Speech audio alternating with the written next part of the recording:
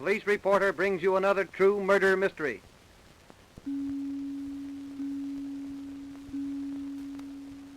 On February 3rd, 1929, the city of Dusseldorf in Germany was shocked to read in the daily papers of the murder of an old woman. She was walking down a dark street late at night when a man leapt out of the shadows and stabbed her 6 times, then ran off into the night. This was the start of a reign of terror which was to grip this sober, industrious city for over 6 months. Just 1 week after this first murder, a man walked into the office of the police commissioner, February 10th, 1929.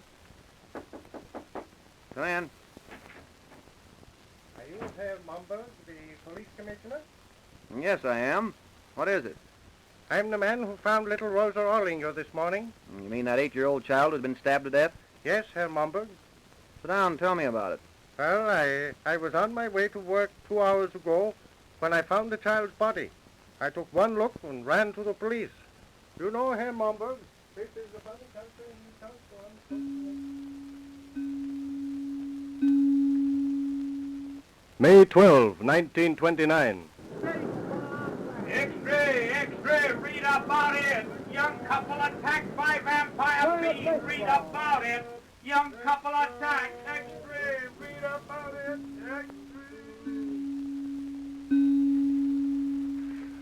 May 15, 1929. Calling all cars, calling all cars. The body of Emma Gross was discovered this morning in her room in Kranenplatz. She had been stabbed 18 times. Her assailant is unknown, is believed to be the same one who has been perpetrating similar crimes. Calling all cars, calling all cars.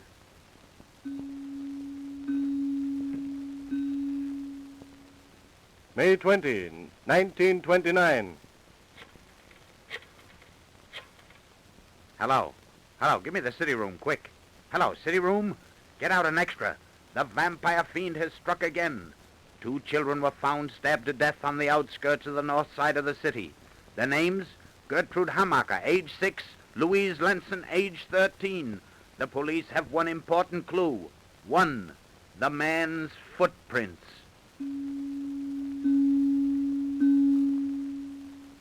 June 10, 1929. A 5-year-old youngster and 20-year-old Maria Hahn disappeared while visiting the city zoo.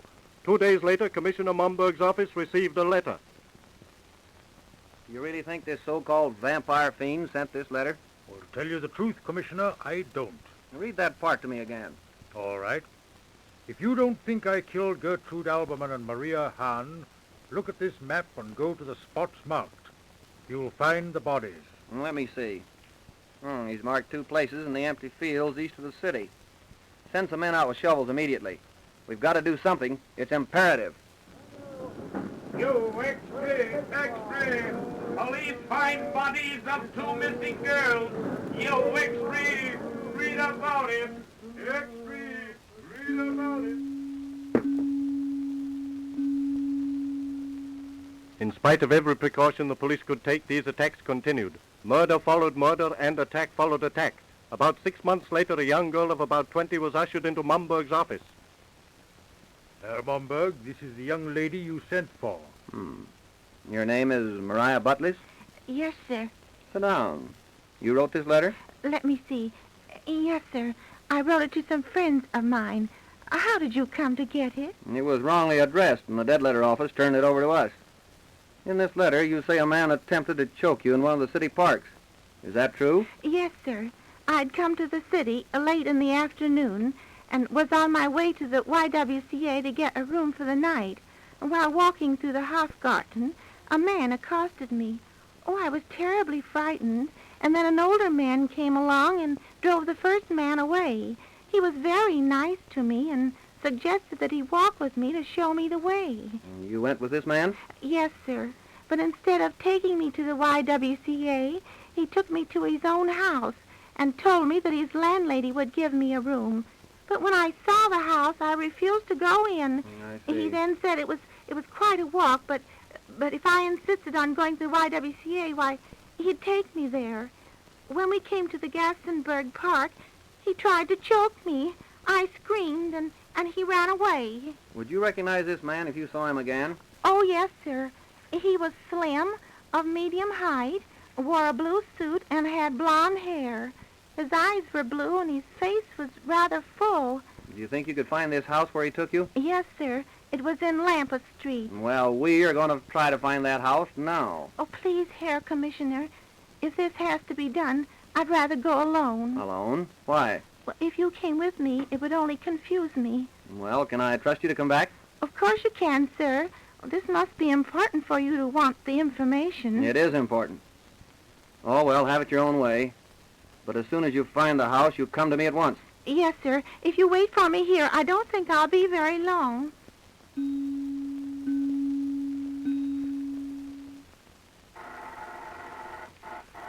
Hello, Momberg speaking. Is that girl Mariah Butler's come back yet? She's what? Just a minute. Come in. Oh, never mind. She just came in. Sit down, Fraulein Butler. Well, have you learned anything? Yes, I found the man, and I found the house where he's living. Good. Momberg speaking. Have a squad car brought to the front of the building immediately. We're going to make an important arrest.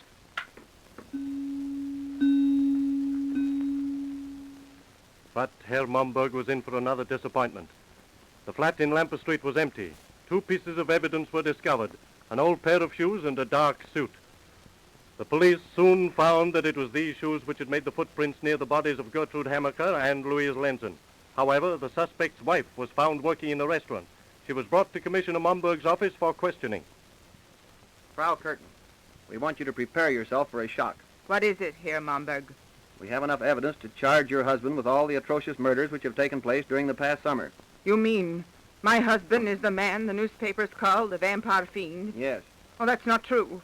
My husband is a kind, gentle man. He wouldn't kill anyone. I appreciate your position, but we have absolute proof. Your husband is the man. How did you find out? Then you do know? Yes. He told me an hour ago. He came to the restaurant and said he'd seen the police go into the house where we used to live. Oh, he's a good man, Herr Commissioner. He must have been insane to do such terrible things. Do you know where he is now? No. He has a furnished room somewhere, but I don't know where it is. He's gone into hiding. Is there any way that you can communicate with him? Oh, must I tell? It's your duty. But what of my duty to him? I'm his wife. Think of the position you placed me in. I'm sorry, Frau Curtin. All I can think of are your husband's many victims and their grieving families. I can only think of the safety of the people of Dusseldorf. Oh, I can't betray him. I can't. You must. Don't you realize that these murders will continue if you don't? Can't you see your own responsibility? How will you feel when you pick up your paper and read that someone has been ruthlessly murdered in the streets and know that you could have prevented it? If you don't tell me, Frau Curtin, you'll be as responsible for any further deaths as if you yourself had struck down the victims. No, not that. Yes, Frau Curtin. From now on, you'll be as guilty as your husband. All right. I'll tell you. I'll tell. I'm to meet him this afternoon at Rochus Platz. I myself will accompany you there. If he sees me with you, he won't come. I'll remain in the background. You'll have to give me a signal of some sort, though. What'll it be? Well, when I see my husband, I'll go to him and kiss him. That will be the signal. So be it, Frau Curtin. But make sure you don't forget.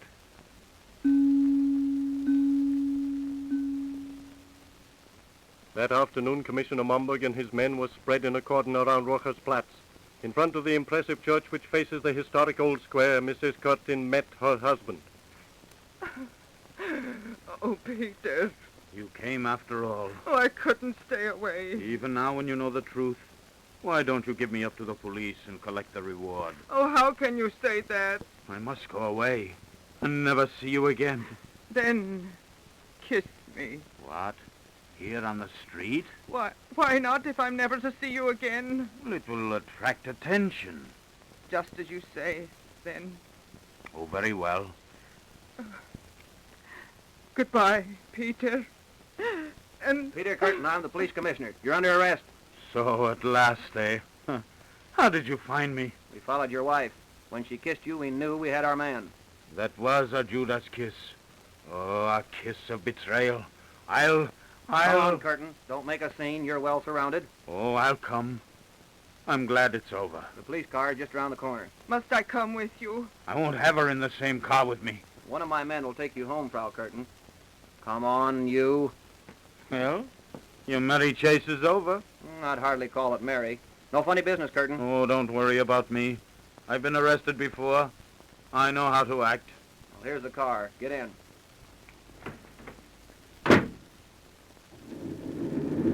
So you've been arrested before, Curtin? Yes, but not in such style as this. When I was a boy of 12, I was marched through the streets handcuffed. I swore then I'd someday have my revenge for that humiliation. Well, I've had it. You don't deny your guilt? Why should I? I'm proud of it. Ever since I was arrested before with that jeering, scoffing crowd at my heels, I've hated people. I've longed to dynamite buildings and trains and kill a lot of people at once. I couldn't do that, so I killed them one and two at a time. That way I could hear them beg for mercy and cry with fear. It was worth it. Every bit of it. How could you kill these people in cold blood? How? Huh. When I was a boy, I was apprenticed to my uncle, the dog catcher. We killed 50 dogs a day. That's where I got used to killing. People are no different from dogs. And what will you say, Peter Curtin, when the state kills you? What can I say? I'll put my head on the block and hope the knife doesn't hurt too much.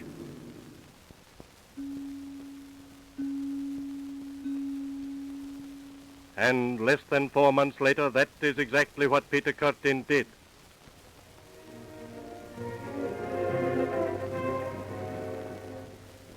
You've just been listening to another true murder mystery brought to you by the Police Reporter. This is a radio release production.